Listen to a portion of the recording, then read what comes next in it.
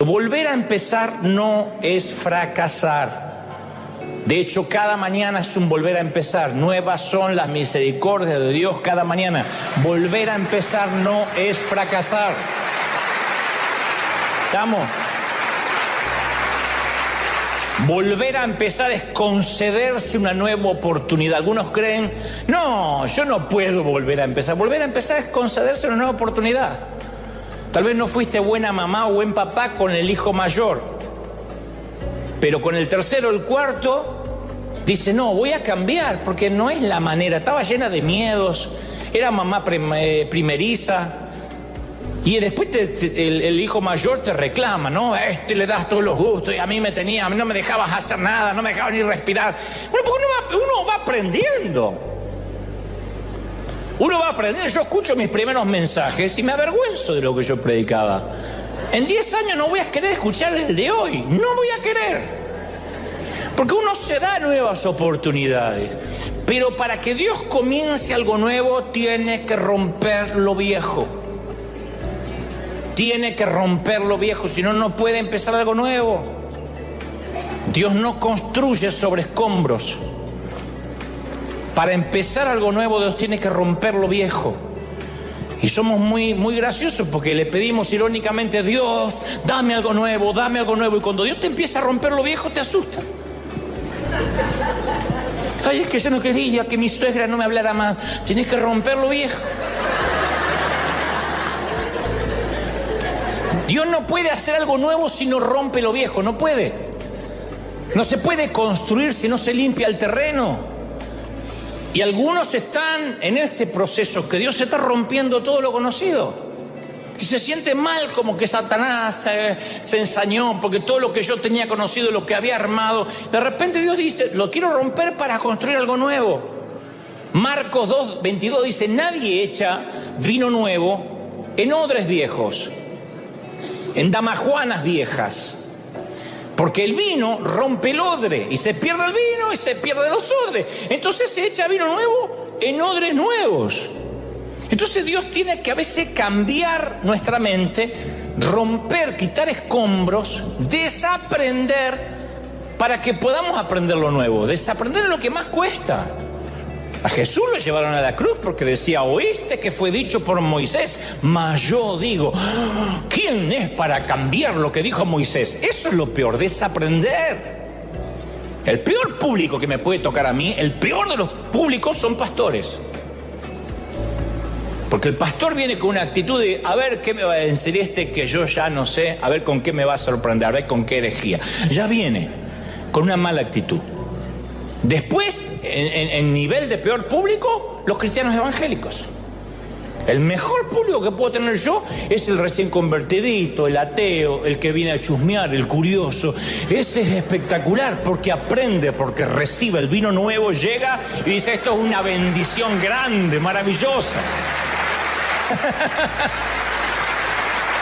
Entonces, nos familiarizamos con la palabra reiniciar, con ese concepto, principalmente porque lo hemos hecho con los aparatos electrónicos.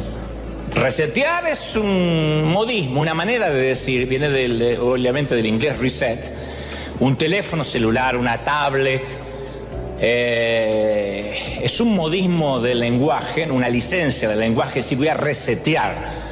Es como cuando decimos checa esto, viene de check. Entonces resetear es, un aparato es simple, porque a veces es apretar solo un botón que dice literalmente reset. Pero una vida no, una vida es más difícil, no es apretar un botón. Después que uno aprieta el botón de reinicio en la vida, hay cosas que empiezan a romperse, a cambiar, algunas para mejor y otras aparentemente para peor, y no nos gusta. Y lo primero de esos cambios, cuando uno quiere cambiar la mente, es un reseteo espiritual. Porque a veces hay que, rever nuestras raíces espirituales. Fíjense lo que son las redes sociales, como los que más atacan, los haters, los peores, son los evangélicos. Porque no quieren rever sus raíces espirituales. No se permiten que algo pueda estar equivocado, aunque perciben que puede estarlo. Solo porque somos cristianos no significa que no tengamos que actualizar nuestra ingesta de fe. Que no podamos decir, a ver, voy a ver a Jesús con ojos nuevos. Tengo 40 años de creyente. ¿No será que lo leí, lo entendí, lo interpretaron mal y así lo consumí? Apocalipsis 21:5 dice, el que está sentado en el trono dijo, he aquí, yo hago nuevas todas las cosas, no algunas. Segunda de Corintios 2:17 dice, de modo que si alguno está en Cristo, nueva criatura es. Las cosas viejas pasaron y aquí son hechas nuevas. Ezequiel 11:19, yo daré un solo corazón y pondré un espíritu nuevo dentro de ellos. Y quitaré el de carne. ¿Ve que hay una operación? Una operación duele. Y después hay un postoperatorio. Quitaré el corazón de piedra, y les daré un corazón de carne. Quitaré la piedra que hay ahí. Para quitar la piedra tienen que abrir, operar, anestesia, asepsia, etc. Y eso duele, eso incomoda. ¿Qué recién operado puede salir de juerga? Entonces, si no revisamos la clase de enseñanza que a veces estamos recibiendo, es como querer hacer un viaje largo en un auto caro con gasolina barata. Entonces, nuestro don en ocasiones nos puede llevar a un lugar donde el carácter no nos pueda sostener. Pero si no reseteas tu vida y tus cosas y no decides qué es lo más importante para ti, vas a usar tu energía en cosas triviales. Vas a pasar la vida, me mintió, mira, está hablando mal de mí. Recuerda, las mentes grandes hablan de ideas, las mentes mediocres de eventos y las mentes pequeñas hablan de personas. Entonces tú determinas cuáles son los pensamientos. Tú determinas, a ver, no estoy tan joven, ya estoy más cerca de la tumba. Yo tengo que ver qué merece mi tiempo.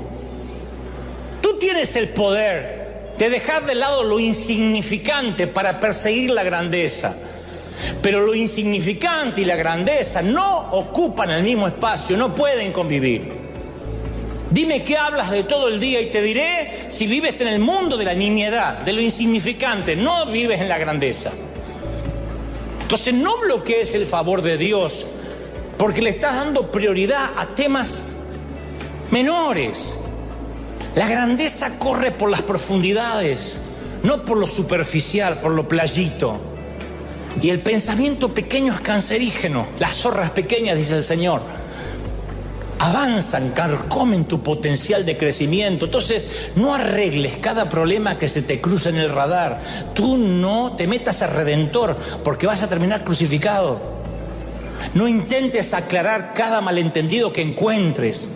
Hay gente que son la Madre Teresa de la familia. Quiero arreglar esto porque no se lleva la cuñada con el cuñado. No te metas. ¿Quién es el Papa? Ni el Papa se mete en Ucrania. Y se va a meter vos con tu familia. No sigas cada rumor. Si hay personas murmurando de ti, deja que hablen, porque si están hablando mal no son importantes. Recuerda esto, si estás viéndome a mí pelear desde los asientos baratos de la arena y nunca bajaste al ring a que te dé unos buenos golpes, no estoy interesado en tu opinión. No me interesa. Si me estás mirando de allá, no me interesa tu opinión. Entonces, es peligroso dejar que los asuntos menores se conviertan en prioridades, porque después van a venir las cosas grandes y no va a tener fuerza. Ahorra tu fuerza. No estés dando vuelta de noche por cada asunto menor que se te cruce. Déjalo, libera la mente. No gastes energía rumiando el problema. No te preocupes por lo que la persona dijo, que te mintió, que no me invitó al evento, que la noté rara el otro día. La gente es rara si vos sos raro. Gente rara. No, es que imagínense los que somos públicos, que todo el día dicen cosas en internet. Pero yo guardo mi energía para un uso más elevado. Muchas de las cosas que pasan en River Arena, yo no me entero. Y me alegra que tenga un equipo que puede manejar los asuntos del día a día. Porque saben que mi tiempo es limitado, no puedo permitirme el lujo de distraerme con temas menores. En River contratamos personas inteligentes, no con pensamiento limitado. No puedo contratar a gente menos inteligente que yo para sentirme superior. Me encanta que sean más inteligentes que yo para que yo pueda irme y saber que las cosas se están haciendo, que cada uno es bueno en su área. No tengo que preocuparme si hay tinta en la fotocopiadora, quién sale de vacaciones o si se hizo esta mañana la transferencia bancaria. No estoy acá para controlar las nimiedades de lo que los demás están haciendo. Entonces decidí resetear mi mente. La grandeza se marina a fuego lento. La grandeza no se genera a microondas. Somos una generación de microondas cuando tenemos un Dios que cocina en una olla a fuego lento. Y la era de Internet nos da la impresión de que la fama, la popularidad y la grandeza se capturan en YouTube, en Instagram o en TikTok. Pero solo tienen seguidores que los van a abandonar cuando encuentren otro youtuber que haga una estupidez más grande. Pero los que tienen solidez tuvieron que pagar un precio para estar ahí. Tuvieron que trabajar en lugares donde se pagaba poco, trabajar gratis como voluntario. ¿Cuántos de ustedes se partieron el lomo para tener las bendiciones de hoy? Para que Dios te bendiga. Tuviste que servir en una iglesia que no te agradecían, con un jefe que se llevaba el crédito. Entonces es difícil continuar en fe cuando hay que resetear. Porque una de las cosas más difíciles es confiar y creer en Dios cuando estamos en una obra en construcción. A mí no me gusta el caos. Yo cuando veo construcción y veo mugre y veo... pero porque yo no puedo ver lo que el arquitecto vio. Cuando nuestra lucha se trata del ego, tomamos todo tipo de decisiones estúpidas, irracionales, porque el ego nos dice que lo único importante somos nosotros. Y otras veces peleamos las batallas inclusive equivocadas por un enojo diferido. Entonces no podemos pelear con nuestro jefe en el trabajo porque no nos animamos. Entonces llegamos a casa y nos agarramos con el cónyuge y los hijos. No podemos pelear con el cónyuge, porque la última vez nos revolvió un hoyazo por la cabeza. Entonces, venimos y volcamos esa frustración en la iglesia. Maltratamos a la gente para sacarnos el enojo reprimido, lo que no nos animamos a decir en casa. No podemos pelear con la situación económica. Tenemos las tarjetas atiborradas, venimos pagando el mínimo hace meses y nos agarramos con la pobre muchacha del café. A ver si sirve mejor el café, porque no te atreves a ordenar tus gastos.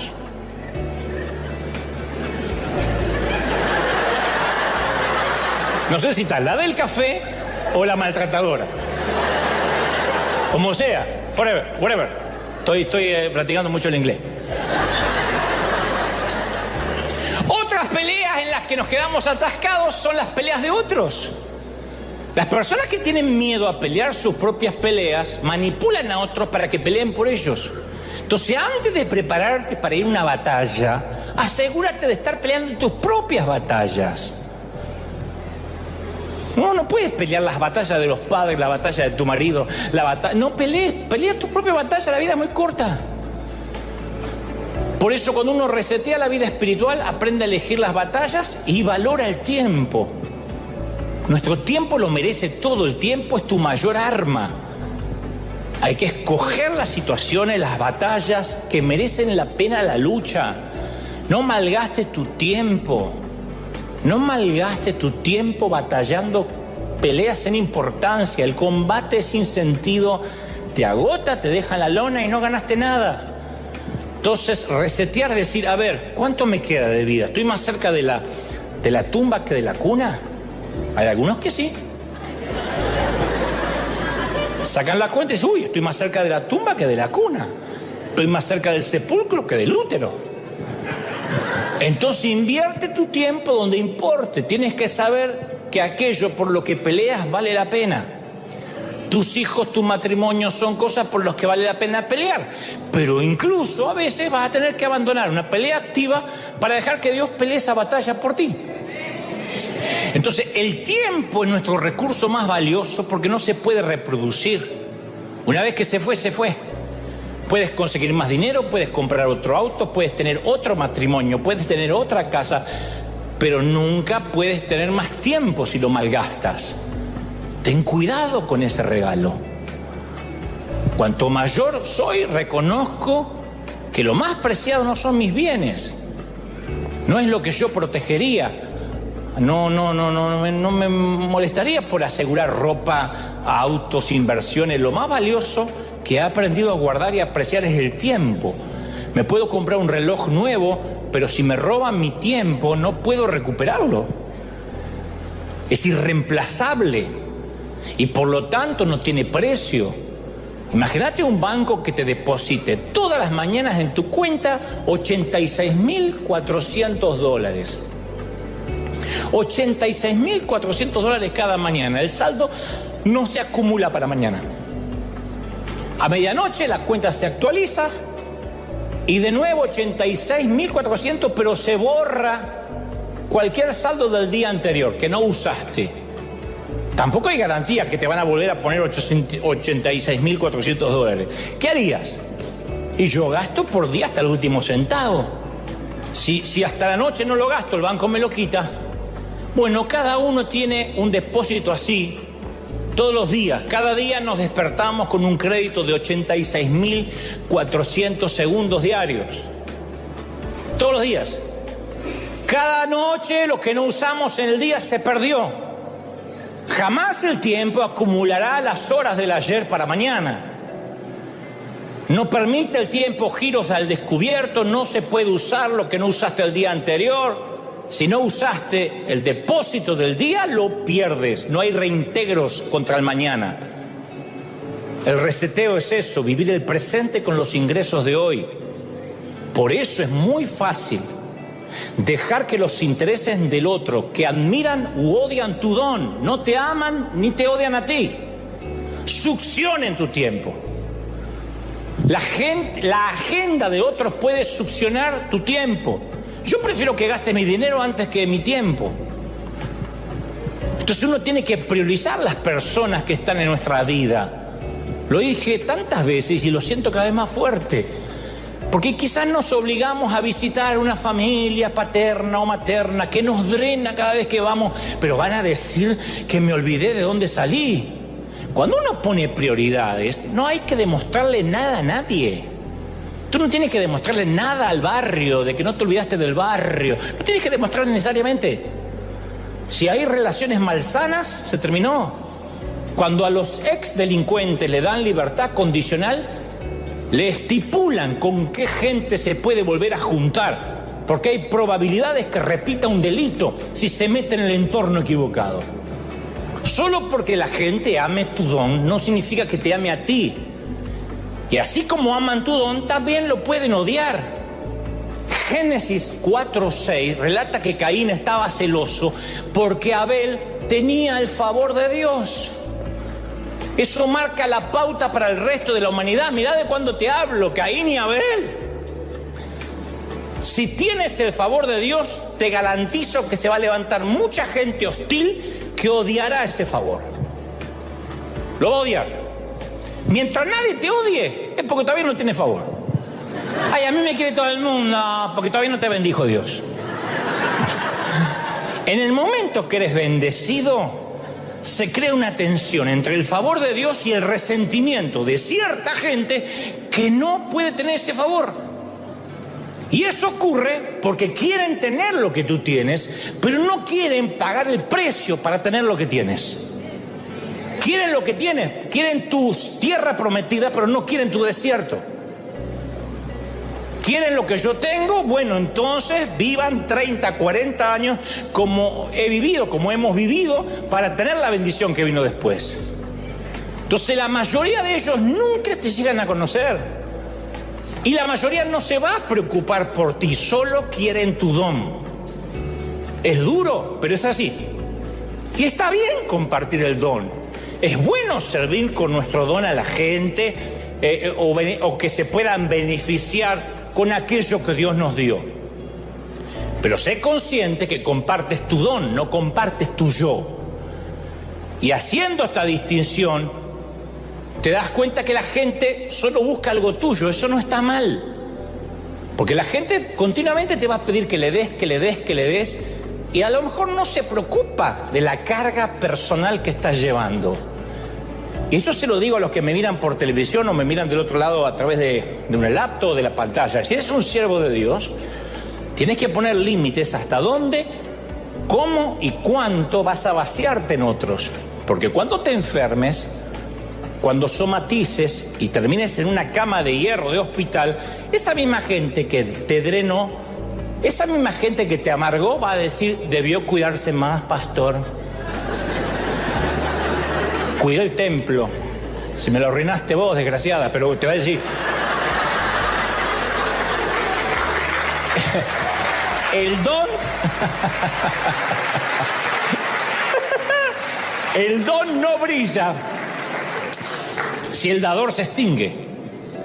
Entonces tenemos que cuidar el aceite. Por eso cuando nos reseteamos, nos enfocamos en aquello que nos va a llevar al destino y nos va a mantener en el llamado. Tenemos que definir las prioridades. La gente ve nuestro don, pero no ve nuestro precio. La gente ve lo que tú tienes, pero no ve el precio que pagaste. Te deben decir algunos parientes que quedaron allá. ¡Ah, estás en Yanquilandia, para ahí es tan fácil la vida! ¿Saben lo que tuviste que pasar?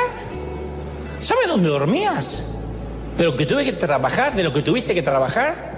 ¿Del temor a la deportación de los primeros días? ¿Saben el sacrificio que hiciste? ¿Sabrán que acá no se puede colgarse de la luz?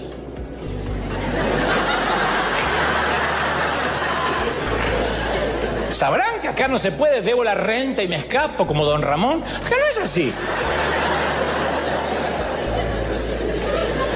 Entonces las tormentas más duras son las que otros no pueden ver. Los monzones de angustia, esos no detectables, hacen que la gente piensa que nunca pasamos por nada. Porque cada mañana nos ponemos la sonrisa como si nos pusiéramos un traje. Y es una tormenta secreta la que vivimos. La gente casada pasa por tormentas secretas. Capaz que sonríen en público, pero en casa no se toleran. El dueño de una empresa puede conducir un auto del año, modelo, último modelo, vivir en una gran casa y a la vez está al borde de la quiebra. No sabe cómo hacer para pagar las deudas que tiene. Y mientras otras personas están celebrando los logros que sí pueden ver, quizás te estás batallando un silencioso huracán y luchas con toda tu fuerza para mantener la imagen. Y yo digo, mantener una figura pública no está mal, ¿eh? Porque yo jamás vine acá a dar lástima en momentos difíciles. Está bien proyectar nuestra mejor cara en público, se lo pedimos a nuestros voluntarios, sonrían. Pero francamente hay veces que hasta podría ser perjudicial para la gente que conozcan las batallas internas y personales que estamos librando. Un agente inmobiliario, alguien que te va a ayudar para rentar o comprar una casa, tiene que dar la imagen de próspero, aunque haya una temporada difícil en el mercado, aunque no vendió una casa en 10 años. ¿Por qué? Porque seríamos escépticos si el agente inmobiliario aparece con un auto destartalado. Ay, no le compras la casa. La casa no es de él, pero no importa, tiene que haber una imagen. Pide un auto prestado para ir a mostrar la casa. Porque la imagen en esos casos es importante, pero esa imagen se puede quebrar si tienes una tormenta interna que no te está dando tregua. Entonces queremos que la gente piense que todo va bien, que no tenemos problemas, y a lo mejor podemos continuar mostrando esa imagen hasta tanto llega una verdadera calamidad. Una tormenta secreta puede ser a veces un infierno, un tipo de infierno en la tierra. ¿Por qué? Porque cuando pasamos por una tormenta visible y saben tus amigos, tus seres queridos que tienes cáncer, que te estás divorciando, que tu hijo lo sorprendiste en drogas, alguien te alcanza un paraguas porque está consciente de tu sufrimiento. Pero si nadie sabe que estás en problemas, suponen que tal cual es tu apariencia externa, así te sientes por dentro. ¿Qué crees que lograrías o quién podrías llegar a ser? Sé que la respuesta inmediata es, pero yo no estoy atado a ningún límite. Bueno, el cerebro tiene cerca de 1 millón de receptores sensoriales que gestionan información que llega a nuestra mente, pero antes son gestionadas de manera cerebral. Como te dije una vez, la neurogénesis nunca se detiene, nunca el cerebro para de crecer. Todo lo demás en el cuerpo para de crecer, excepto las orejas, los varones que se nos hacen como cocker a medida que vamos envejeciendo. Todo lo demás para de crecer, excepto el cerebro. Y esos receptores siguen trabajando a través de los años y a veces son distorsionados. Son distorsionados por experiencias negativas que hemos tenido en nuestra vida, en nuestra infancia, en la adolescencia o bien en la vida de adulto. Y la mente humana es una máquina de procesar muy poderosa. Por eso Proverbios 23:7 dice, porque cuál es su pensamiento en su corazón, tal es él. Según tu mente, eso es lo que eres. No podríamos decir esto es poco espiritual, la mente tiene que ver con la ciencia y no con Dios, porque el Señor hasta dijo que deberíamos amarlo con toda la mente. Y como es nuestra mente, es como somos realmente nosotros. Entonces, en el mejor de los casos, la creatividad, la genialidad es lo que nos impulsa a nuevos desafíos, porque la mente Dios nos la regaló para crear, para generar proyectos, para gestionar, para pensar. En el peor de los casos, las distorsiones de la mente devienen en enfermedades mentales.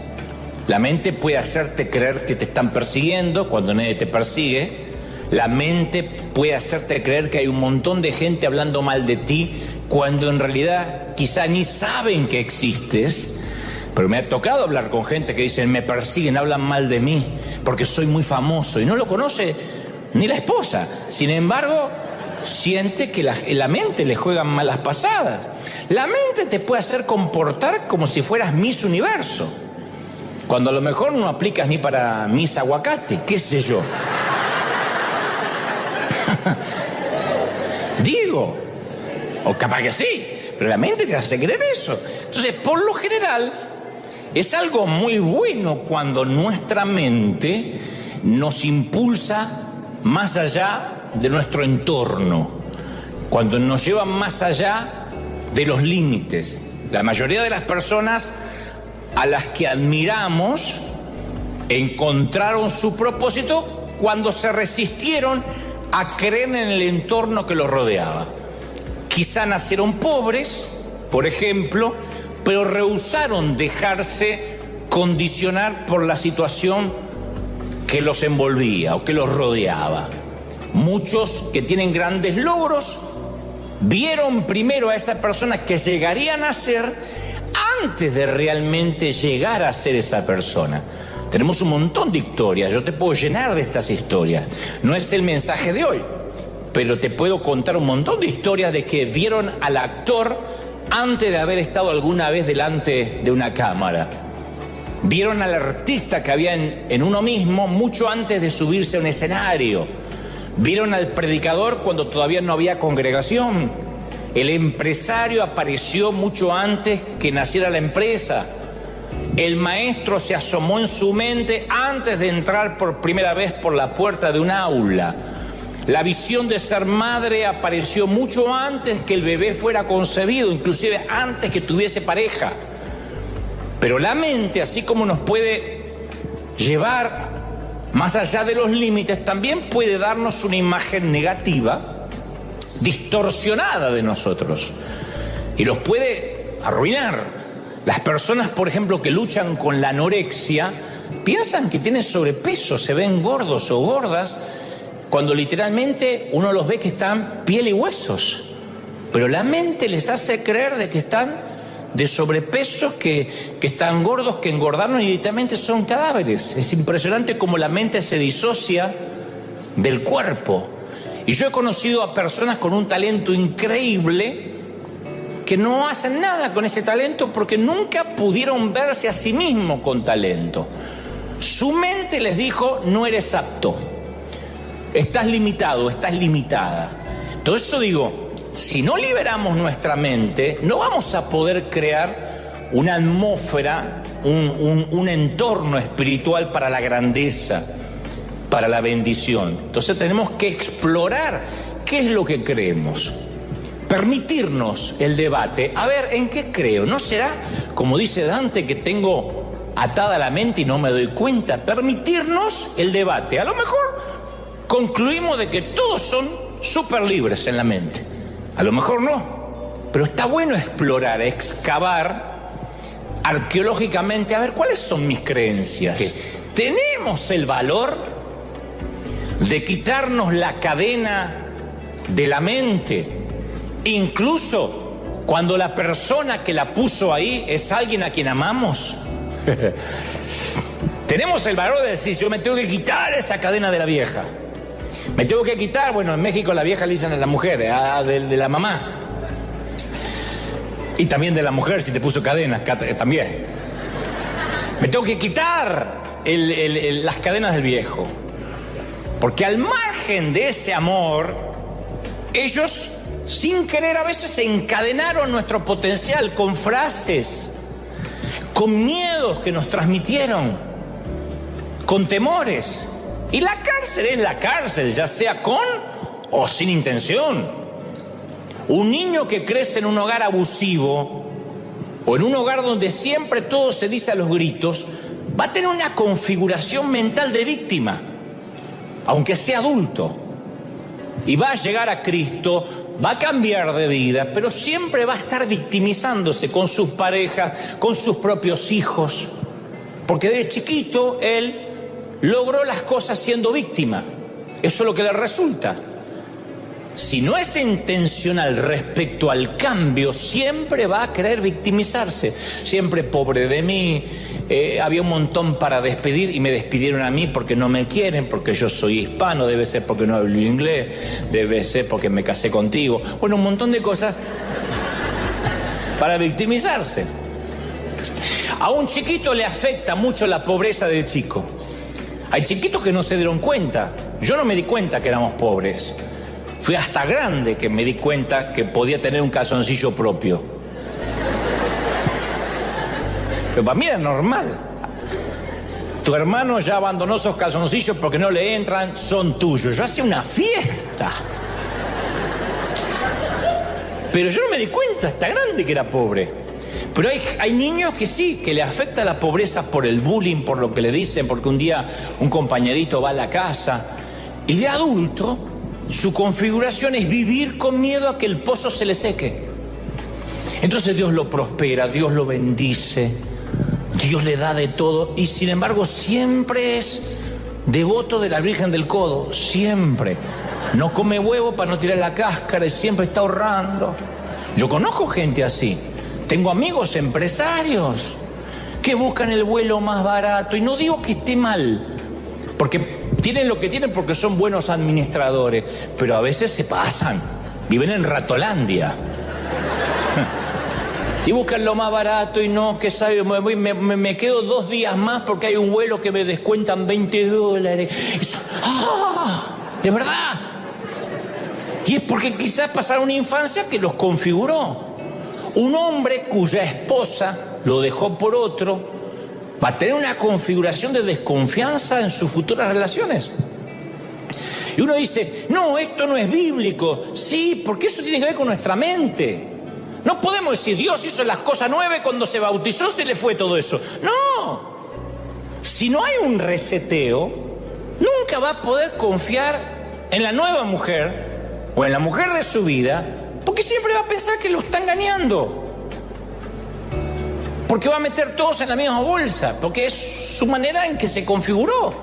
A veces hay familias enteras que están atrapadas en una configuración disfuncional Porque ninguno tiene el valor de resetear la mente y repiten el patrón. Generación tras generación caen en la trampa cíclica y solo unos pocos decididos logran salir. Pero muchos quedan en lo mismo. Por eso tenemos que ver nuestra mente como una computadora, que de vez en cuando a la computadora hay que reiniciarla. Si tu computadora empieza a andar lenta y te cuesta abrir el Word, por ejemplo, que es algo tan básico, es porque hay que reiniciarla, hay que apagarla y volverla a prender, o un técnico tiene que reiniciarla como si fuera nueva, resetearla para que funcionen los algoritmos de manera óptima. Entonces la desintoxicación emocional, espiritual, consiste en resetear la mente.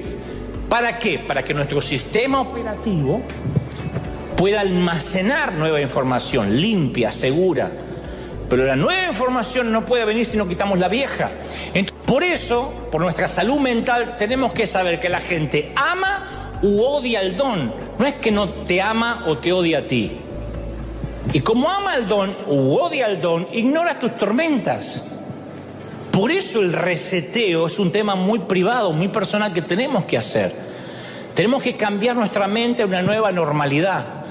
Yo conocí a una mujer que estaba en abuso con su marido, donde él la golpeaba, la denigraba sin piedad. Y a pesar de todo lo que le decíamos, siempre regresaba con él. Y un día hizo clic, cambió la mente y no se aceptó más como abusada. Dijo, esta no es mi identidad. Y dijo, yo no sé dónde voy a ir, pero ya sé dónde ya no tengo que estar. Cuando uno sabe dónde ya no quiere estar, tiene la mitad del camino hecho. ¿Y a dónde te vas a ir? No sé, pero acá no más. Y el marido no pudo seguir manteniéndola cautiva mentalmente, porque mientras que su mente estaba esclavizada por el abuso, estaba prisionera. Y lo mismo ocurre con ser esclavo de la deuda, de la ignorancia, de la tradición, de la vieja doctrina, de analfabetismo o cualquier otra cosa que te aterre. Quizás pasaste por circunstancias terribles, degradantes, abuso, pérdida de empleo, robo, pero no tienes que ser esclavo de esas experiencias y que se te forme una cadena mental. El primer reto es sacar tu mente de ahí. Cuando tu mente es libre, todo lo demás es posible. La mente de una persona es una guerra espiritual. La mente es un campo minado. Cambia tu mente o no va a cambiar ninguna otra cosa. Pero tiene que cambiar la mente. El reseteo que hace, insisto, trae vino nuevo, planta una nueva verdad que reemplaza las viejas mentiras. Cuando tú decidas que no eres un inepto, la persona que siempre te denigra como inepto, te hace sentir así, pierde el poder sobre ti porque tú decidiste, yo no soy eso. La persona que te hace sentir inferior o intimidada no tiene influencia sobre una mente cambiada y renovada y reseteada por el poder de Jesús. Yo no soy ese. Yo no soy lo que me hacen sentir. Alguien tiene que decir amén. Entonces, primer reseteo, un reseteo espiritual, separarme del don. Uno tiene que conocer y explorar aquello que moldeó nuestro sistema de creencias. Todos tenemos un sistema de creencias que no es lo que cree la congregación, lo que crees en tu corazón desde chiquito, en tu mente. En realidad estoy diciendo el corazón, pero como una metáfora, lo que crees en tu mente. No hay territorio más crítico ni más difícil que nuestra mente. Es un campo minado. Toda batalla que enfrentamos en el exterior, con el mundo exterior, debe ser librada primero en el mundo interior. Acá. Si no, uno no puede batallar afuera, se le hace muy difícil. Pensemos, por ejemplo, en nuestra crianza familiar. Cada uno piensa en su crianza familiar y en lo que nos enseñaron a creer. Y quizá esa es la cadena que nos tenemos que quitar del cerebro para desarrollar nuestro propio sistema de creencias, porque a lo mejor heredamos lo que creía mamá, lo que creía papá. ¿Está bien o puede que no haya estado bien? Nuestra familia puede que tenga un montón de prejuicios, que hoy como adultos no compartimos, pero no deja de ser un grillete en nuestro cerebro, no deja de ser una cadena que nos ata porque nuestro sistema de creencias fue moldeado cuando éramos chiquitos, cuando nos decían determinadas cosas que a lo mejor eran prejuicios, maneras de ver la vida, el futuro. Entonces la persona que hicieron de nosotros durante la infancia siempre va a tener una influencia muy importante en nuestra vida si se la permitimos. Porque puede tener una influencia positiva o nos puede restringir cualquier cosa que nos enseñaron de chico. Y tú dices, yo ya me olvidé. No, porque eso queda en el subconsciente. Es más, las dinámicas de la casa, mientras crecíamos, moldean a los niños. Si creciste con hermanos o hermanas, los moldea de distinta forma cada uno. No salimos todos los hermanos en serie, misma casa, mismos genes, mismo entorno, y de pronto somos diferentes de adultos. Un padre alcohólico puede educar gemelos idénticos. Cuando se hacen adultos, uno se vuelve alcohólico, igual que el papá. Y cuando le preguntan ¿por qué tomás? Y él dice, ¿qué querés? Me creo un alcohólico. El otro gemelo se hace astemio, no prueba una gota de alcohol, se va a las antípodas del hermano. Y uno le dice, ¿por qué no tomas nada? ¿Y cómo voy a tomar si me creo un alcohólico? O sea, cada uno toma una postura diferente. Cada uno se va a una postura diametralmente opuesta. Uno no quiere ser como el papá y el otro imita al papá. Y fueron los dos idénticos. Entonces, al margen de lo que hayamos vivido, sea celestial, sea terrible, lo que nos han dado, lo que nos han informado, la forma que formatearon nuestra mente, tiene un significado muy fuerte en nuestra vida si se lo permitimos. El dolor por el que pasamos, las pérdidas, la humillación, la orfandad, puede ayudarnos a llegar a nuestro destino si estamos dispuestos a quitarnos las cadenas del cerebro. Mucha gente siempre tiene una opinión de cómo debería ser tu vida, por ejemplo. Siempre hay mucha gente que opina porque, te digo, me pasa a mí. Pero solo nosotros podemos tener la visión de cómo va a ser nuestra vida. Porque solo nosotros podemos definir cuáles son las prioridades para llegar hasta ese destino que nos propusimos. Entonces, nuestras decisiones no tendrán sentido para los demás. Hay cosas que hacemos que nuestros padres no nos entienden, porque ellos no pueden ver lo que nosotros podemos ver. Hay cosas que nuestros seres queridos no entienden nuestras prioridades, porque nadie sabe a dónde vas tú, nadie sabe a dónde vamos nosotros. A veces me ponen en las redes, explícame qué te traes con ese programa de televisión, o por qué hacen tal cosa en River, explícame la visión. Una visión no se puede explicar siempre, porque nadie sabe a dónde vamos, qué queremos, qué necesitamos para llegar hasta allí. Entonces hay decisiones nuestras, tuyas, que no tendrán sentido para las personas que amamos a veces. Pero quien realmente te ama va a respetar tus prioridades, aunque no las entiendan. Va a respetar tus prioridades. Nuestro don, nuestro talento, nos puede llevar a un lugar donde después el carácter no nos sostiene. El tema no es llegar, el tema es permanecer.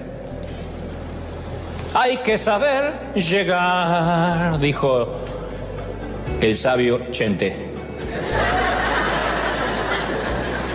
Entonces, yo quiero que te grabes esto. Especialmente si hace años que estás en el peregrinar cristiano y en este ámbito, en esto que te estoy hablando del reseteo espiritual. Nunca antes yo había hablado de esto, hoy es la primera vez que lo hablaré, no tengo memoria que lo haya dicho. Nosotros no somos lo que hacemos. Mi papá me dijo, tenés que ser técnico electrónico. Como si la identidad estuviera asignada por aquello a lo cual me dedico. Y luego cuando uno llega a Cristo nos dicen, tienes que ser pastor, tienes que ser músico, tienes que ser ujier, evangelista, maestro, etc. Y uno cree que también toma identidad de lo que hace.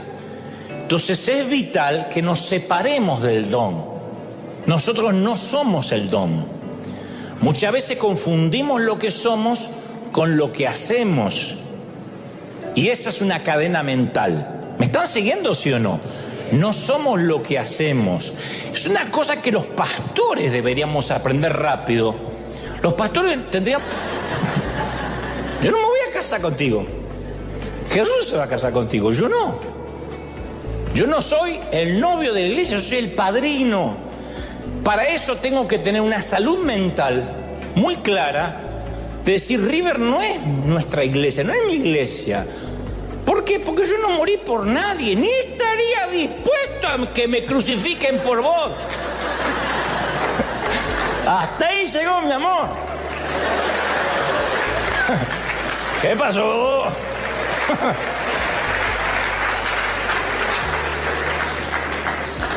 Te puede buscar tu suegra, migración, ahí está, llévenselo, que le va a hacer bien. Yo no me... ¿Quién se dejaría crucificar por mí? Yo no me dejaría crucificar por usted, entonces yo no morí por nadie. Entonces diferenciar lo que somos y lo que hacemos es clave. Entonces muchas veces para que llegues al destino tienes que salir del viejo entorno, tienes que permitir que Dios rompa lo viejo. Y lo primero a la hora de decidir qué sale de mi vida y qué entra en mi vida o qué se queda es resetear nuestra vida. Y tenemos que saber que nos vamos a relacionar con dos tipos de personas. Y seré más duro todavía, no contigo, sino con la vida y con lo que creo. El primer tipo de persona, el más importante, es el confidente, el amigo. Vamos a tener muy pocos en la vida. De hecho, si encuentras 3, 4, 5, eso de yo quiero tener 1.000.000 de amigos y así más fuerte poder cantar, eso es un invento de Roberto Carlos. 3 o 4. Los confidentes o amigos son las personas que te aman incondicionalmente. Te respaldan, estés arriba o estés abajo. Si te metes en problemas, no te abandonan. Llegan a visitarte a la cárcel, te sacan de ahí si es necesario y te van a amar durante todo el proceso. No tienen vergüenza de ayudarte.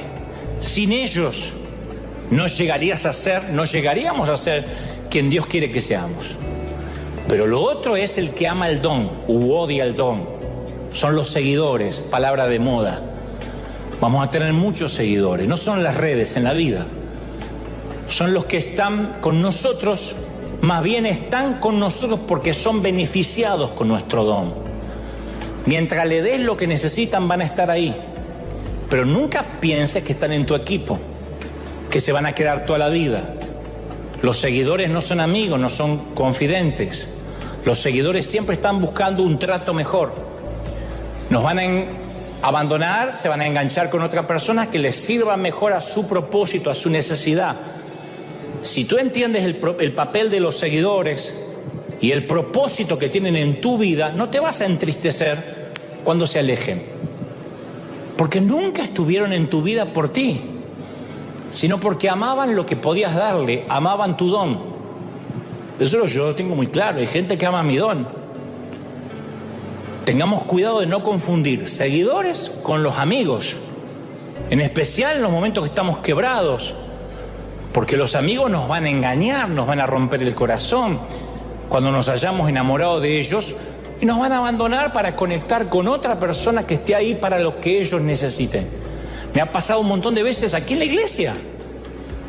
Hay gente que decía que me amaba, que amaba a River. Cuando quitamos la escuela dominical desaparecieron y comenzaron a seguir a alguien más. Se terminó. Si hace algo que no me gusta, ya no amo más. Yo no puedo sufrir por eso. Otros se acercaron pidiendo apoyo para sus propios ministerios. Los apoyamos, los ayudamos. Y cuando lo lograron, salieron a contar que lo hicieron sin ayuda de nadie, que lo hicieron solos, deshonrando a quienes invirtieron tiempo y dinero en ellos, porque eran seguidores. Otros que decían que yo era su hogar, que nosotros éramos el hogar, que yo era su papá, y ni siquiera se acercaron a despedirse, a decir chau. Hasta acá, honrando el tiempo que estuvimos juntos. Pero los seguidores son como el andamiaje en la vida. Llegan para cumplir un propósito. Nos dan sostén un tiempo, pero ese tiempo va a durar mientras que sean alimentados por nuestro don. Cuando se termina el propósito, se desmonta el andamiaje. Pero no te decepciones, porque cuando se va el andamiaje, el edificio queda en pie. Entonces tenemos que esperar que los seguidores nos dejen de seguir después de un tiempo, porque no les gustó algo, porque cambiaste, ya no eres el de antes, porque ahora no me gusta, porque te desviaste. Ellos se adueñan de tu don. Y mi querido Robert De Niro, pueden amar tus películas, aplaudir tus Oscars. Tan pronto te pidan una foto y no se las des, te odiarán con la misma pasión.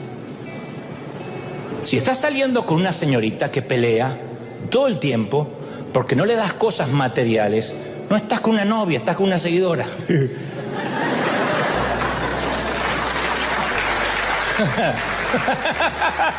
¡Wow! ¡Auch! Si un pastor colega o un hermano nunca te trató amablemente, pero acude a ti porque ahora necesita un contacto, un favor, no te emociones mucho. Es un seguidor. Cuando le das el contacto, lo que necesita te vuelve a ignorar. A mí me pasa todo el tiempo. Así debe ser, a mí me aparecen decenas de esos en el celular. ¡Dante! ¡Siervo de Dios! Y yo miro al final porque a ver qué quiere. Si cuando estuve mal no me dijo en qué te puedo apoyar. Y no es que estoy resentido, por mi salud mental. Hay gente que me llama que yo sé que no me va a decir lo que necesita hasta que esté por cortar. ¿Cómo está tu familia? ¿Tus cosas? Bien, qué lindo. Qué lindo lo que Dios está haciendo contigo. Yo digo, dale, hago así. Al rato vuelvo así. Mira, te quería pedir un favor. Para eso me llamó. Y está bien. Pero si alguien está realmente contigo, va a llorar cuando tú llores, se va a alegrar cuando tú te alegres. Si compartes una buena noticia con alguien y no se alegra, no le cuentes más tus cosas. José, no le cuentes más tu túnica de colores, no se alegra. Cierra la jeta. Comparte con gente que ame, que Dios te dé favor. Porque dice, qué bueno, si Dios le dio favor a este, también me lo puede dar a mí. Pero hay gente que cree que si Dios te da favor a ti, se lo está robando a Él. ¿Por qué a Él y no a mí? Y cree que Dios no es generoso, que si le da a uno no le puede dar a otro. Si amas mi favor, es porque también tienes que amar a Dios. Y si quieres mi favor, paga el mismo precio y tendrás mi misma bendición. Es el mismo favor. ¿Lo crees de verdad, sí o no? Y ahí es cuando necesitamos reiniciar. Capaz que perdiste un ser querido, el matrimonio que pensabas que iba a durar toda la vida se murió. Sin embargo, hay momentos que el vacío es necesario para que Dios pueda llenar ese hueco. Dios no puede llenar un vaso que está atiborrado de cosas viejas. Dios puede usar el desorden para crear un nuevo orden en tu vida, pero necesitas romper lo viejo para darte lo nuevo. Y a veces las interrupciones sirven para ordenar nuestras circunstancias caóticas y llevarnos a un nuevo lugar. Como la mamá águila que deshace su nido para causar incomodidad a su nidada. A veces Dios viene y deshace nuestras vidas porque se lo pedimos. Y los cambios y reveses que experimentamos no son obra de Satanás necesariamente. A veces ese revés, ¡pac!, es un arreglo divino. Si hay mudanza, hay caos. Acordate, si Dios te está mudando, si hay reseteo, hay caos. Cuando reseteas una computadora queda todo negro. Y por un rato aparece una liñita y uno tiene que esperar. Si hay reformas, hay cal, hay cemento, hay arena. Proverbios 14:4 dice, sin bueyes el granero está limpio, pero por la fuerza del buey hay abundancia de pan. Entonces hay que elegir un granero limpio o un granero que de pronto sea un desorden, pero que haya abundancia de pan a futuro, que sabes que Dios te va a bendecir. El caos en tu vida puede ser de Dios, que está aclarando situaciones, personas que están en tu camino que Dios quiere quitar. Entonces suelta el dolor Suelta el pasado, suelta las cadenas de la mente, porque los sistemas operativos de tu mente a lo mejor funcionaban en el pasado, pero no te van a funcionar a donde Dios te quiere llevar. Y yo te invito hoy a resetear tu sistema operativo y date una nueva oportunidad de vivir la vida de nuevo otra vez. La vida de nuevo otra vez. ¿Tú lo crees? Vamos a celebrar al Señor de señores. Si alguien recibe esta palabra, yo quiero que le des un aplauso grande y diga: Señor, yo recibo esta palabra. Si realmente crees que Dios te está hablando, recibe esta palabra. Dile: Señor, tú me estás hablando, recibo esta palabra. Dale el mayor aplauso al Señor de señores, al Rey de reyes. Dios ha hablado hoy. Bendito sea el Señor. ¡Wow!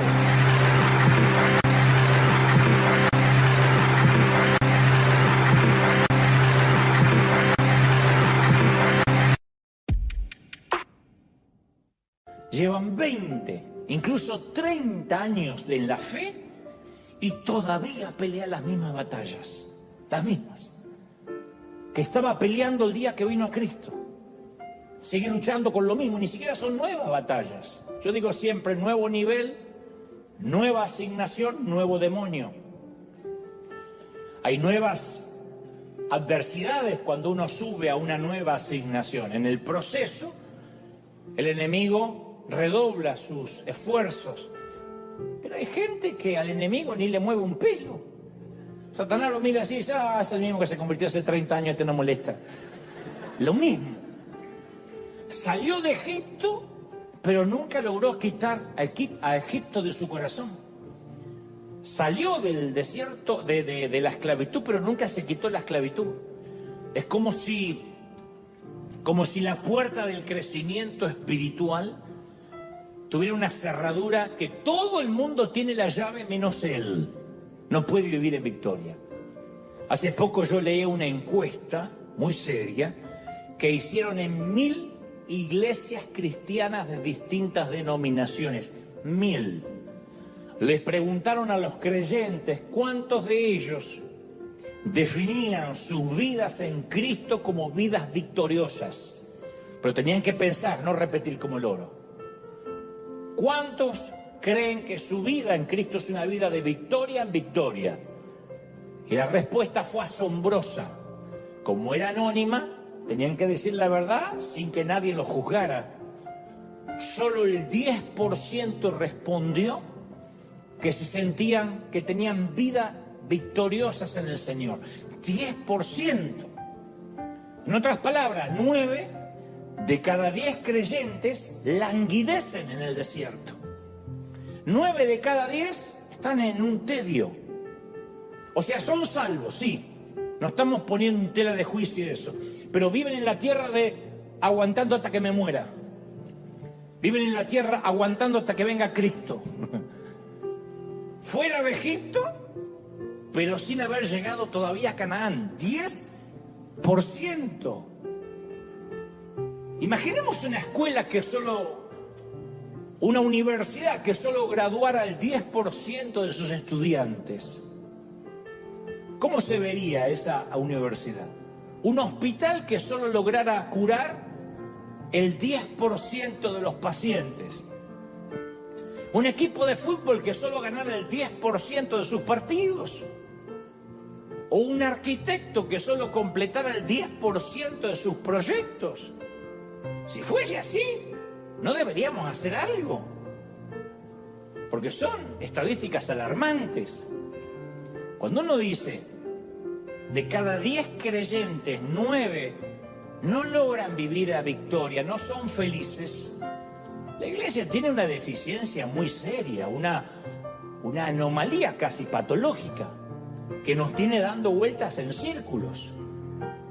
Yo también leía que hay cerca de 2.2 billones, con B de vaca larga,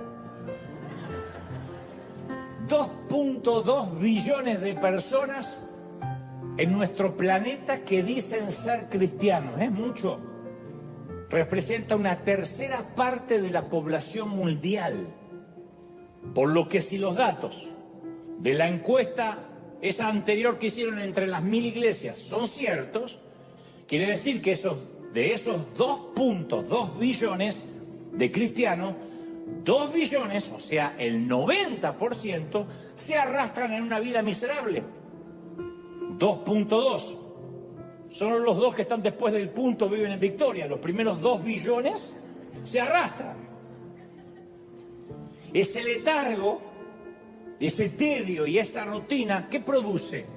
Iglesias débiles, cristianos codependientes que necesitan, en lugar de una prédica o un mensaje que los haga crecer, frases de coaching, frasecitas motivacionales para poder sobrevivir una semanita más. Necesitan repetir frasecitas o un nuevo versiculito para pegar en un calco en el auto o en la nevera que los haga aguantar hasta el próximo domingo o hasta el siguiente congreso de empoderamiento.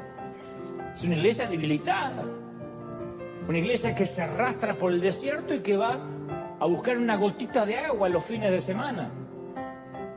Yo pregunto, ¿cómo cambiaría el mundo si esos 2 billones de personas salieran del desierto?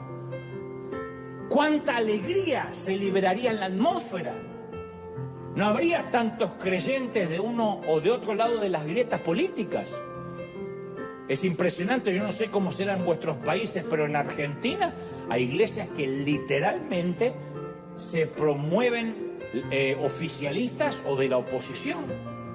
Y hasta los pastores les dicen por quiénes tienen que votar. Entonces, obviamente, cuando la política se entremezcla con las cosas de Dios, la gente no puede estar alegre, porque los políticos fallan, porque las gestiones fracasan. Yo digo, ¿cómo cambiaría el mundo si anduviéramos por encima de esa grieta, en victoria? ¿Cuánta sabiduría se podría extraer de esa gente y compartir? Si esos 2 billones de creyentes dejaran el desierto, ¿cuántas familias se salvarían? ¿Cuántas guerras podrían prevenirse? ¿Cuánta hambre en el mundo podría erradicarse? ¿Cuántos orfanatos nuevos se construirían?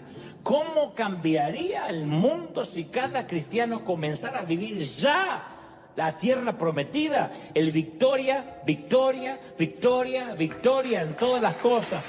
Me caigo, pero victoria. Peleo, pero victoria. Dios quería que abandonaran lo conocido, que arriesgaran todo, que dependieran de Él. Así que les habló y le dijo en Deuteronomio 1:6, ustedes han permanecido demasiado tiempo en este monte. Y yo te voy a decir la misma palabra de parte del Señor. Ya has permanecido mucho tiempo en ese mismo monte. Dile al que está a tu lado, muévete del monte. Pero no te lo voy a decir. Te lo voy a decir yo, muévete del monte, mijo. Muévete del monte, ternurita.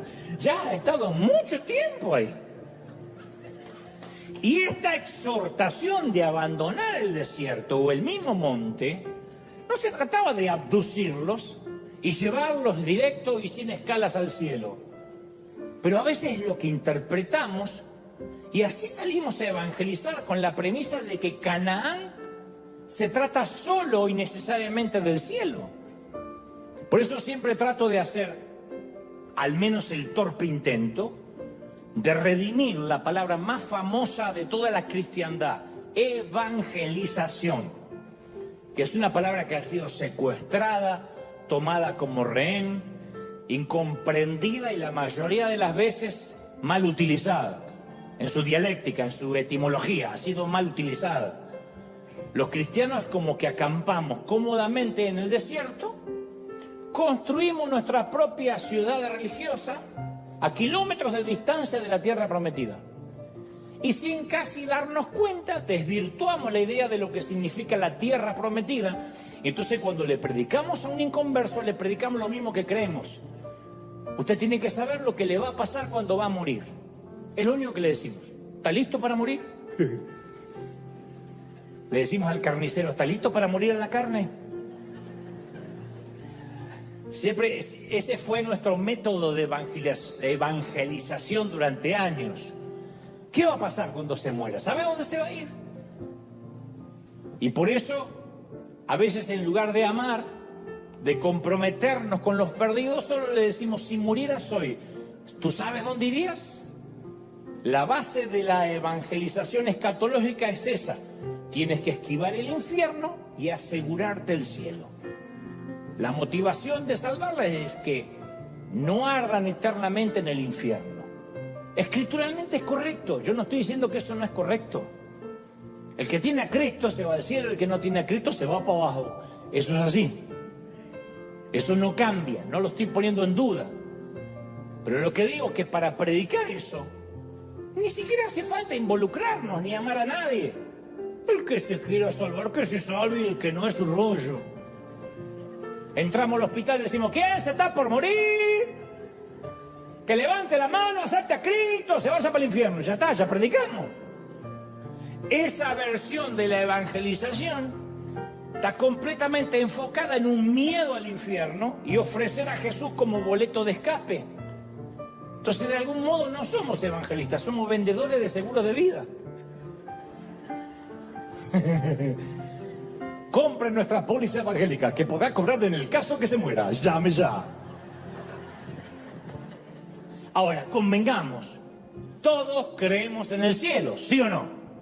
De hecho, todos quienes tenemos a Cristo queremos vivir eternamente en el paraíso, en la nueva Jerusalén. Pero no nos podemos olvidar que hasta tanto lleguemos hasta el cielo, Jesús nos ofrece alegría abundante. Entonces, ¿por qué muchos viven con tristeza abundante? Se levantan, se ponen la cara de aguantar las hemorroides y salen por el mundo. Las epístolas de Pablo hablan de gracia.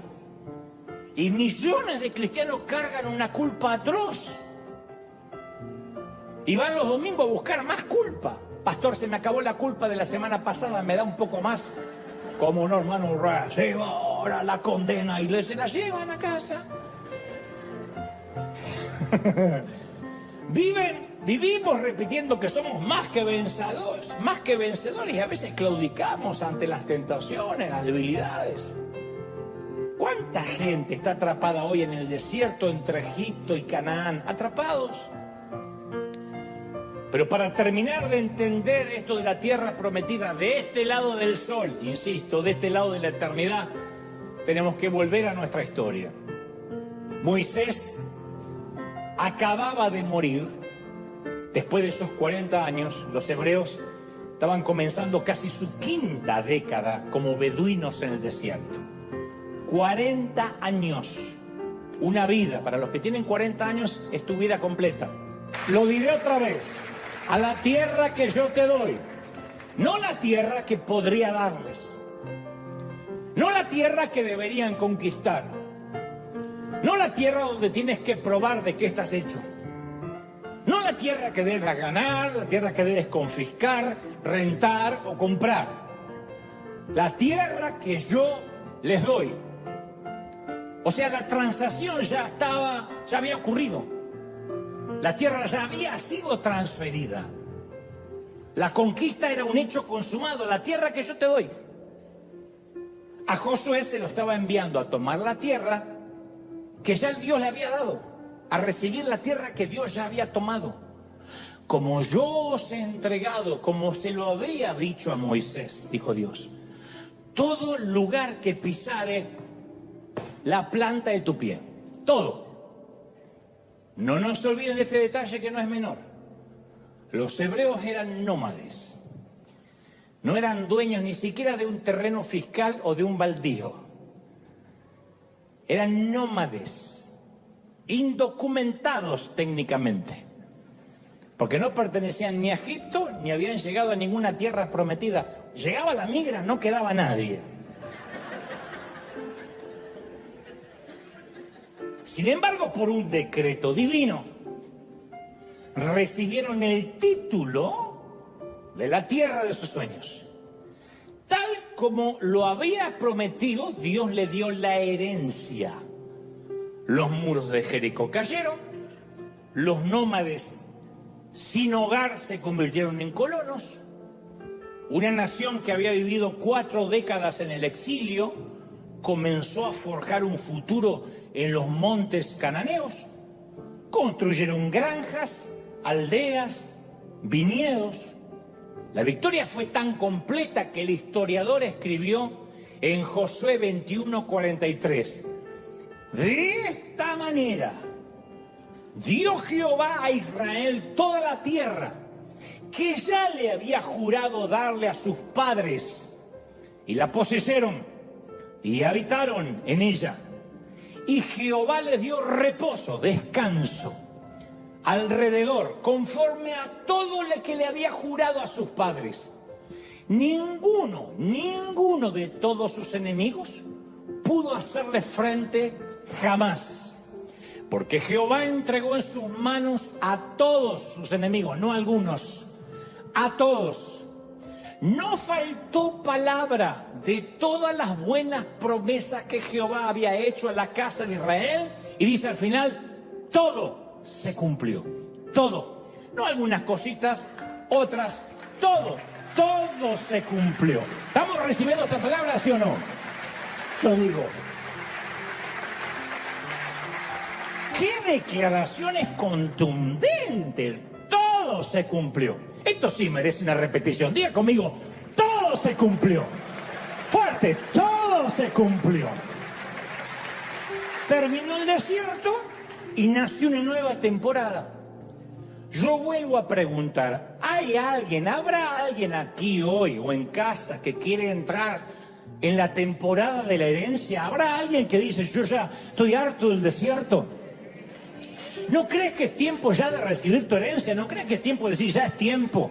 Termina una temporada y comienza la otra. Yo esperaba mínimamente un amén explosivo. ¿No es tiempo de la herencia, sí o no? Tiempo de la herencia. Ahora, yo te tengo una muy buena noticia. Tú ya tienes una herencia. Si le entregaste tu corazón a Cristo, Dios ya te ha dado tu Canaán.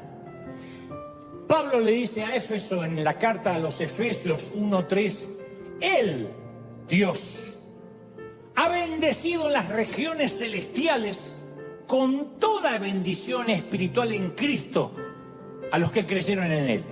En los cielos Él ha decretado la bendición. Nota el verbo, te ha bendecido. No dice te va a bendecir. Tal vez te bendiga si te portes bien.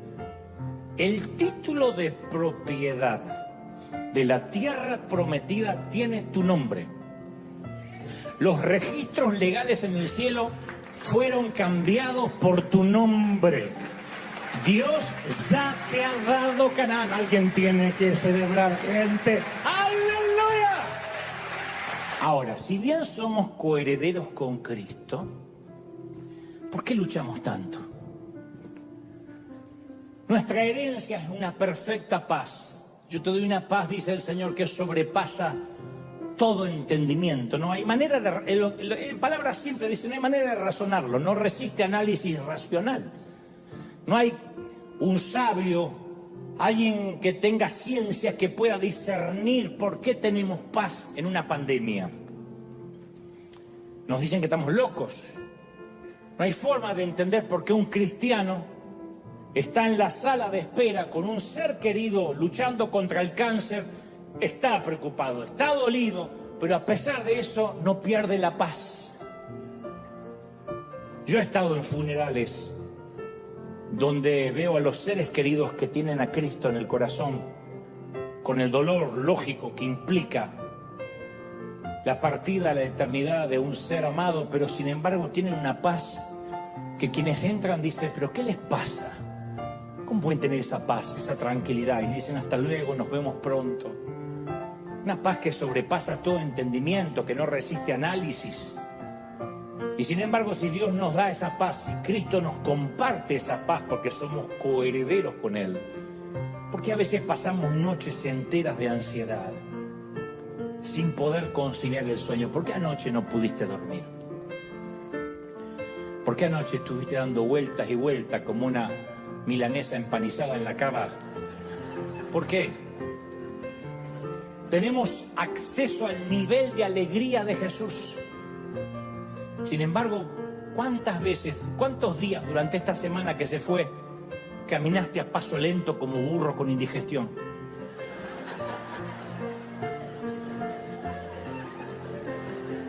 Yo nunca vi un burro con indigestión, pero me lo imagino.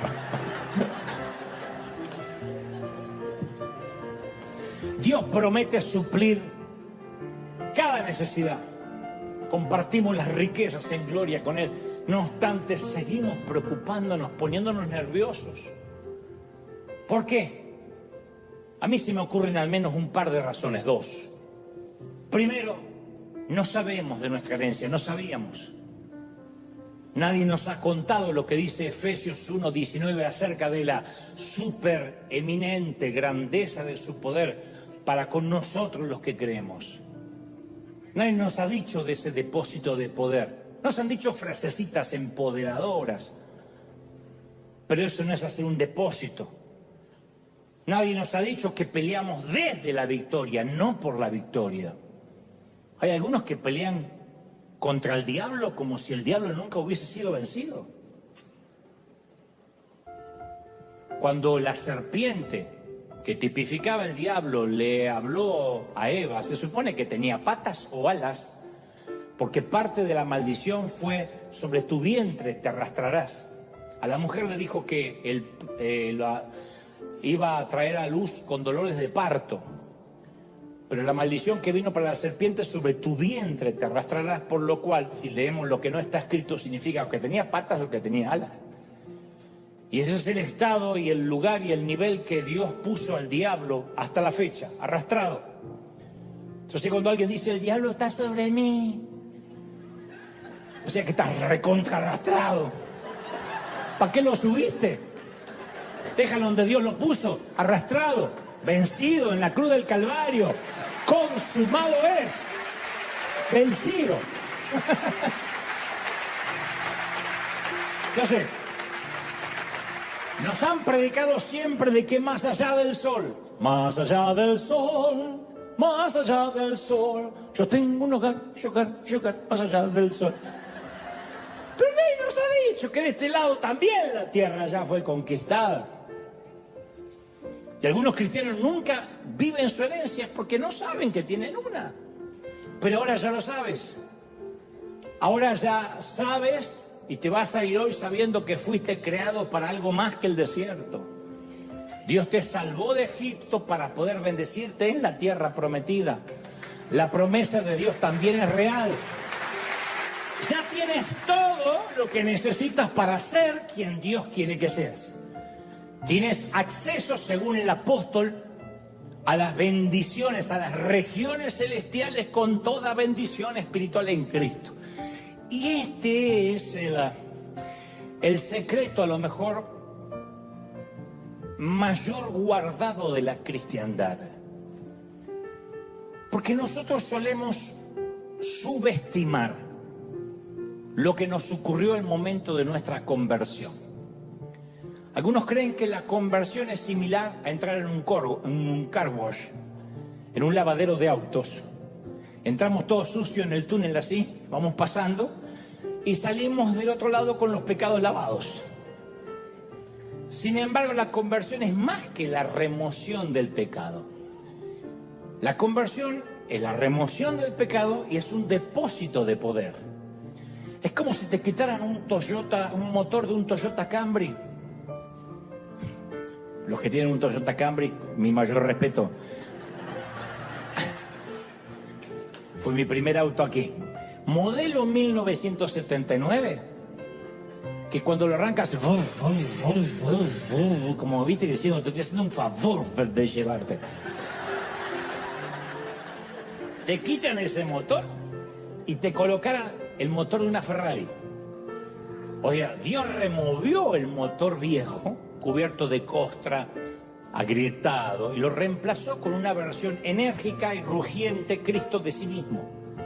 La esencia de Cristo fue incrustada en nosotros. Segunda de Corintios 5:17 afirma: de modo que si alguno está en Cristo, nueva criatura es, las cosas viejas pasaron y aquí todas, ¡wow!, todas son hechas nuevas. ¿Sí o no? Entonces, quiero que te grabes esto. Estamos completamente equipados. Necesitamos más energía a los lunes de la mañana, la tenemos. Más bondad y misericordia, la tenemos. Nos hace falta más dominio propio, no más demonio propio, más dominio propio, más autoestima. Bueno, Hebreos 13:21 declara: Dios te capacitará con todo lo que necesites para hacer su voluntad. O sea, cuando Él te da, nos da su voluntad, nos da la asignación, nos da la capacidad, las herramientas. Segunda de Pedro 1:3 añade: Dios nos ha dado todo lo que necesitamos para llevar una vida en rectitud. Todo. ¿Cómo uno puede vivir en santidad? ¿Cómo uno puede vivir en integridad? Dios nos ha dado las herramientas para que eso suceda. Pero para eso necesitamos un cambio de paradigma. En Canaán no peleamos por la victoria. En Canaán peleamos desde la victoria que ya fue ganada. En el desierto nos afanamos, nos preocupamos por todo. En Canaán confiamos. En el desierto buscamos la atención de Dios. En Canaán ya tenemos el favor de Dios con nosotros. Vive con nosotros. ¿Tú lo crees? En el desierto dudamos de nuestra salvación. En Canaán sabemos que somos salvos. Cuando yo veo a alguien dudando de la salvación, que la perdí, que Dios me borró, que me volvió a anotar, que ahora me volvió a borrar, que ahora se arrepintió, yo digo: vive pobrecito en el desierto. Porque cuando nos entregamos a Cristo fuimos integrados a la familia real. Juan 1:12 afirma: mira, mas a todos los que le recibieron, a los que creen en su nombre, les dio potestad para ser hechos hijos de Dios. Y como somos parte de la familia real, tenemos acceso a las bendiciones de la familia real. A todas ellas. Efesios 1:11 dice: en él asimismo tuvimos herencia, heredada. Pero hay más.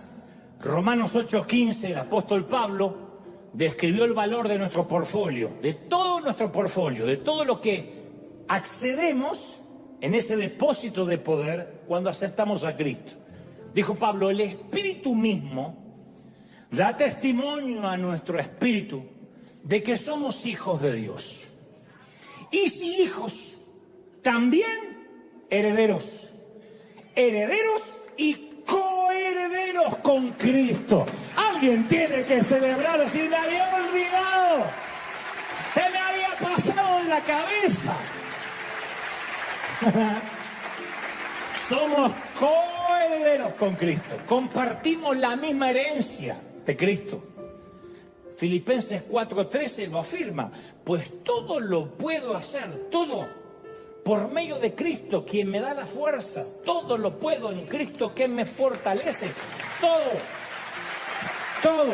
¿Sí o no? Alguien tiene que decir amén. Entonces, el título para nuestra nueva vida en Canaán ya fue firmado. Ya está. Solo depende de nosotros poseer la tierra. Josué y sus hombres lo hicieron. Heredaron su herencia. Cada tribu recibió su bendición particular o una asignación. Todos los hebreos fueron bienvenidos a la herencia. El viejo, el joven, el débil, el fuerte. No hubo alguien que dijo: no, vas a heredar menos. Claro, las asignaciones eran individuales. A cada tribu Dios le dijo a Josué que den un paso al frente. Rubén, Gad, Manasés. Cada territorio era distinto. La parcela de Judá era grande, era céntrica. La de Dan era más pequeña y costera. Hasta las asignaciones fueron únicas. Josué dijo: tribu de Judá, tomen las tierras altas. Manasés, ocupen los valles. pueblo de Gad, habiten la tierra del este jordánico. Y Jesús hoy nos dice exactamente lo mismo. José, toma tu lugar en tu campo de medicina en el ala del hospital. María, toma tu territorio de contabilidad. Susana, te he dado el don de servicio, ocupa tu territorio. Alejandra, ocupa tu sitio en la administración. Todo el mundo recibe un don. Todo el mundo recibe un territorio. Ocupa tu lugar. Primera de Corintios 12:7 dice, a cada uno de nosotros se nos da un don espiritual para que nos ayudemos mutuamente. A cada uno una herencia. Ahora, la herencia es universal. Las asignaciones están hechas a medida. Todos tenemos un lote en la vida y algunos van a llegar al cielo y no se van a haber dado cuenta nunca que tuvieron una herencia y comieron toda su vida de creyentes queso. Hay una metáfora así de alguien que llega al cielo, una historia, y Dios lo lleva a un depósito, a un warehouse donde hay un montón de paquetes como si fueran los de Amazon, cerrados. Y pregunta, ¿qué son estos paquetes? El caballero dice, son todas las bendiciones que nunca abriste. Son todos los regalos que nunca creíste que eran para ti. Y cuando tú no las usas, se almacenan aquí en el cielo. Lástima, porque aquí no las vas a necesitar. No las usaste. Entonces, todos nosotros tenemos que reconocer cuál es nuestro paquete, cómo venimos equipados. Eso es parte de nuestra herencia. Incluso lo que hacemos para ganarnos la vida tendría que ajustarse a nuestro diseño, tarde o temprano. No hay nada peor que trabajar de algo que no nacimos para hacer. Un estudio reveló que solo un 13% de todos los trabajadores dicen que aman su trabajo. 13%. Con razón hay tantos malhumorados en el tránsito en la semana. Casi 9 de cada 10 de ellos no quieren ir a trabajar. Imagina el impacto de esta infelicidad que esto tiene en la salud, en la familia, en el desempeño. Pasan 40 horas semanales arrastrando los pies en un empleo que no les interesa, ni les gusta, ni nacieron para hacer. ¿Hay un tiempo para eso? Sí hay un tiempo. Pero la herencia de Dios incluye encontrar algo, tarde o temprano, que hayamos nacido para hacer. Y que lo hagamos también, que nos paguen por hacerlo. Todo lo que necesitamos es entrar a nuestra tierra prometida, caminar en fe, aunque no veas, caminar en fe.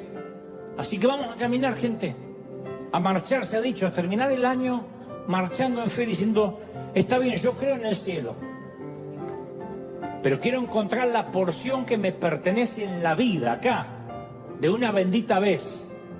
Así que vamos a mudarnos de una vez por todas al lote prometido. No importa la edad que tengas. Caleb dijo, yo tengo 75 años y quiero mi monte. Josué y Caleb fueron los únicos que sobrevivieron a la primera generación. Fueron los únicos 2 espías que dijeron, sí podemos conquistar. Se tuvieron que comer 40 años junto con los otros incrédulos. Pero después de 40 años, Josué le dirigía la nación y Caleb todavía estaba ahí. Y Caleb dijo, tengo 75 años, tal era mi fuerza antes, tal es mi fuerza ahora. Lo que estaba diciendo es, yo puedo estar más senil, más gaga, la próstata no me funciona, necesitaría un Viagra, pero ¿sabes? Dios no ha cambiado, Dios no envejece, Dios no cambia sus planes, Dios no muta, Dios sigue siendo misericordioso. Mis queridos, el cielo nos espera a todos. ¿Vamos para allá, sí o no? Pero no te dejes morir, no te entregues, no renuncies. Ya puedes abandonar tu dieta de sándwich de queso. Alguien necesita oír esto, no más queso. Por ahora y hasta que Dios nos llame a su presencia, el cielo puede esperar. Y mientras que el cielo espera, va a ser tiempo ya que de una bendita vez cambiemos nuestra dirección postal. del desierto a Canaán. Llegó la hora de mudarnos, gente. Vamos a mudarnos a la tierra que Dios nos prometió. ¡Aleluya! ¡Vamos a ver al Rey de Reyes! ¡Victoria! ¡Victoria! ¡Victoria! ¡Victoria! ¡Oh! Y quizás hoy te estés preguntando si tienes lo que hace falta para enfrentar los desafíos que te esperan mañana. Hay personas que dicen, cada lunes para mí es un pináculo, una carrera, un subir en contra de la gravedad. Cada lunes es un esfuerzo. Y yo sé que hay gente hoy domingo diciendo, yo necesito saber si tengo la fuerza para mañana. Me estoy refiriendo que en algún punto sientes como que te cuesta seguirle el paso a los avatares, a los conflictos de la vida, a los infortunios. No es que no trates o que no lo hayas intentado. Simplemente esta palabra va para los que se quedaron sin fuerzas. Los que dicen, no sé por qué, pero ya no puedo más. Tendrá que ver a lo mejor con el calendario, con el momento del año que estamos viviendo, que uno llega a fin de año con el último aliento, los últimos rezagos del oxígeno. Pero en ocasiones la vida tiene sus maneras de dejarnos sin aire, es como que nos pega por debajo del cinturón contra las reglas y nos quita las ganas de respirar, nos pone en un estado de ansiedad crónico.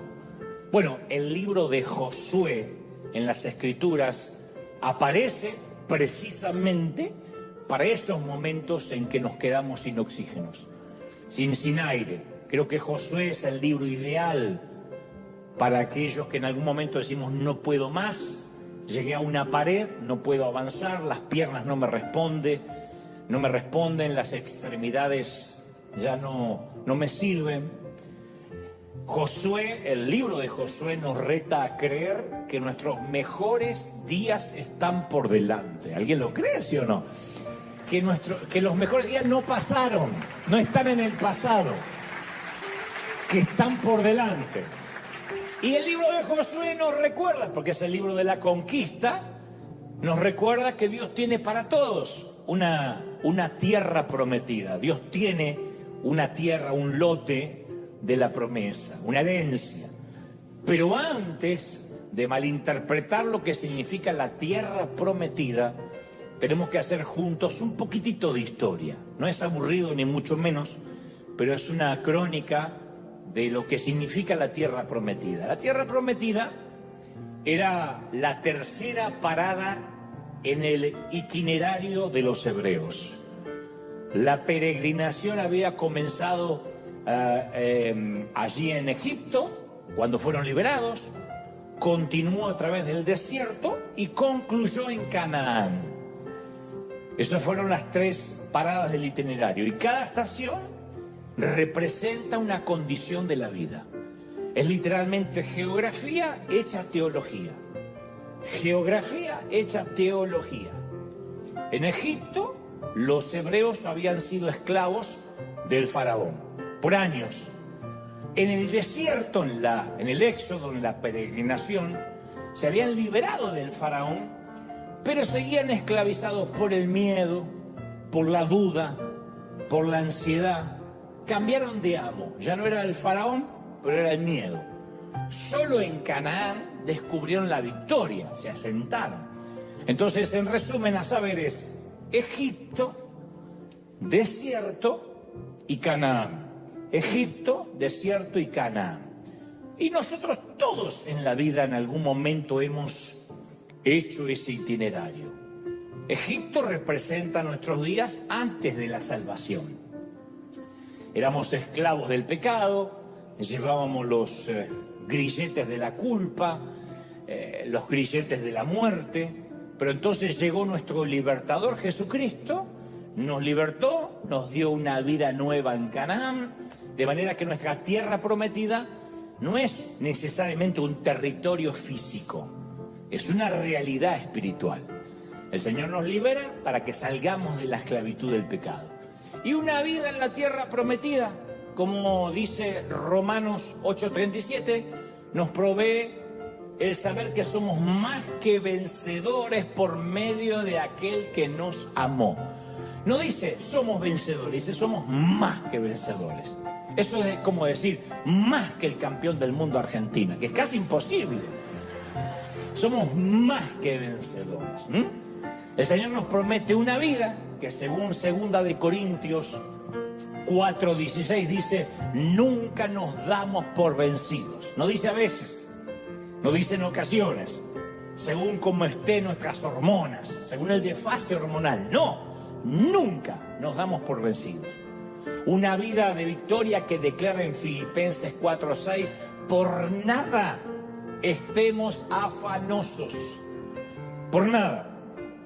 No es que dice, por algunas cosas deberías preocuparte. Si tú no te preocupas, ¿quién se va a preocupar? Como decían las madres de antes, si yo no me preocupo, ¿quién? Nadie. Sí, pero yo soy una madre, nací preocupada, decía mi mamá. Dice la Biblia, por nada estéis afanosos. Eso es la tierra prometida.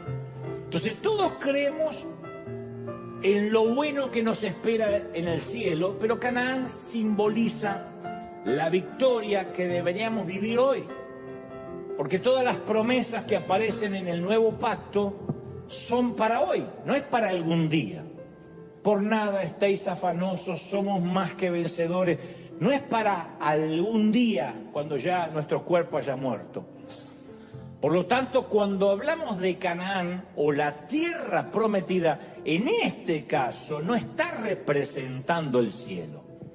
Canaán representa en las Escrituras la vida que podemos vivir ahora, no en la eternidad.